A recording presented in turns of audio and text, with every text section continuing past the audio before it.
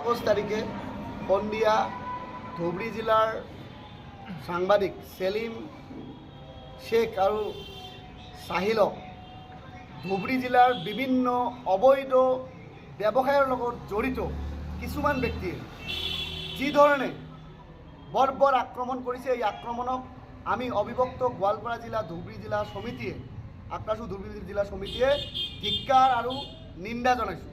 আৰু তাৰ লগতে এই প্ৰতিবাদত আজি ধুবড়ী জিলাৰ গৌৰীপুৰৰ পাব্লিক লাইব্ৰেৰীত যি সদৌ অসম সাংবাদিক মঞ্চৰ উদ্যোগত আৰু বিভিন্ন জাতীয় দল সংগঠনৰ সহযোগত মৌন প্ৰতিবাদত উপস্থিত হৈ ধুবড়ী জিলাৰ পুলিচ আৰু ধুবড়ী জিলাৰ আৰক্ষী অধীক্ষকক আমি অনুৰোধ জনাব খুজিছোঁ যে আজি দুদিন উকলি যোৱাৰ পিছতো কিন্তু যিকেইজনৰ নাম ইতিমধ্যে দিয়া হৈছে, এই এজনক কিন্তু আজি গ্ৰেপ্তাৰ কৰিব পৰা নাই।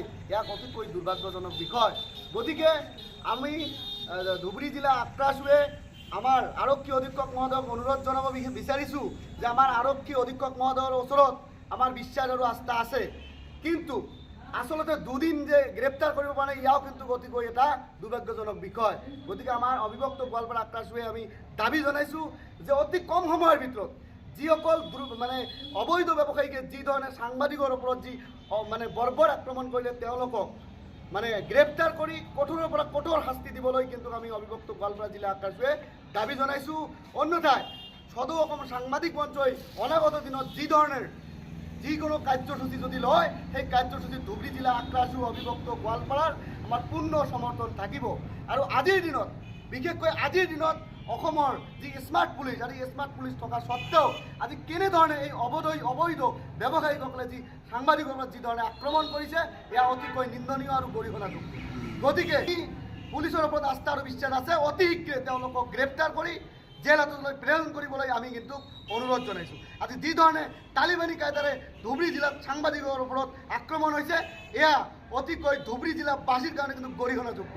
আৰু আজি তেওঁলোকৰ ওপৰত আক্ৰমণ কৰিছে, কালি বিভিন্ন মানুহৰ ওপৰত আক্ৰমণ কৰিব।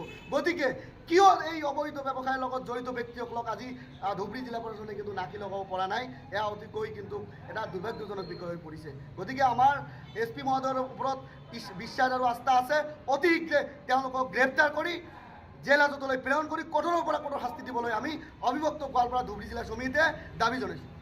দিন পূৰ্বে আমাৰ সদৌ অসম সাংবাদিক মঞ্চৰ সভাপতি আৰু ধুবড়ীৰ এজন সাংবাদিক দুজনক তালিবানী কায়দাৰে বিকি বাহিনী মিলি যি নিৰ্মমভাৱে প্ৰহাৰ কৰিলে, এইটো আমি ধিক্কাৰ আৰু গৰিহণা দিছোঁ। 72 ঘণ্টা উকলি গ'ল, সেলিম শেখে নিজে ববীয়াকৈ এজাহাত দিলে। আমি সদৌ অসম সাংবাদিক মঞ্চৰ ফালৰ পৰাও আমি SP মহোদয়ৰ লগত লগ কৰি এখন স্মাৰক পত্ৰ দিলোঁ।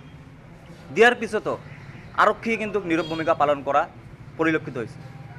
তাৰ পৰিপ্ৰেক্ষিতত আমি আজি সাংবাদিক মঞ্চৰ ফালৰ পৰা গৌৰীপুৰ পাব্লিক লাইব্ৰেৰীত মৌন প্ৰতিবাদী কাৰ্যসূচী আমি হাতত লৈছোঁ। বিকি বাহিনী অতি সোনকালে যদি কৰেক্ট নকৰে, পৰৱৰ্তী সময়ত আমি ৰাজপথত ওলাই কিন্তু প্ৰতিবাদী কাৰ্যসূচী হাতত ল'বলৈ বাধ্য হ'ম। আপোনালোকে জানে যে দুগৰাকী এই নাৰকীয় আক্ৰমণৰ লগত জড়িত আছিলে, তেওঁলোকক ভাৰতীয় ন্যায় সংহিতাৰ অধীনত অতি শীঘ্ৰে গ্ৰেপ্তাৰ কৰিব লাগে, কিয়নো সাংবাদিকসকল হ'ল গণতন্ত্ৰৰ চতুৰ্থ স্তম্ভ। তেওঁলোকক নিৰাপত্তা দিয়াৰ দায়িত্ব আৰক্ষী অধীক্ষক ধুবড়ী জিলা আৰক্ষী অধীক্ষকে দিবই লাগিব, তেওঁলোকক নিৰাপত্তা দিবই লাগিব সাংবাদিকসকলক। গতিকে এই কাণ্ডৰ লগত যিসকল জড়িত আছিলে তেওঁলোকক অতি শীঘ্ৰে গ্ৰেপ্তাৰ কৰি জেল হাজতলৈ প্ৰেৰণ কৰিব লাগে। ইয়াৰ অন্যথা আমি সাংবাদিক নিগ্ৰহৰ বিৰুদ্ধে দল সংগঠনৰ সহযোগত এক বৃহৎ গণতান্ত্ৰিক আন্দোলন গঢ়ি তুলিম, কিয়নো ধুবড়ী জিলা আজিৰ তাৰিখত সিন্ডিকেট বাহিনীৰ এক ভূস্বৰ্গত পৰিণত হৈছে। বিভিন্ন সময়ত এই সিন্ডিকেট বাহিনীক নিয়ন্ত্ৰণ কৰাৰ কাৰণে বিভিন্ন ধৰণৰ ধৰ্ণা প্ৰতিবাদী কাৰ্যসূচী লোৱা হয় যদিও এই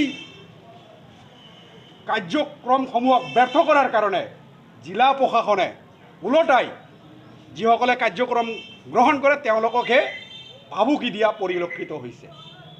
গতিকে অতি শীঘ্ৰে এই কাৰ্যৰ লগত জড়িত থকা সকলক সোনকালে গ্ৰেপ্তাৰ কৰিব লাগে।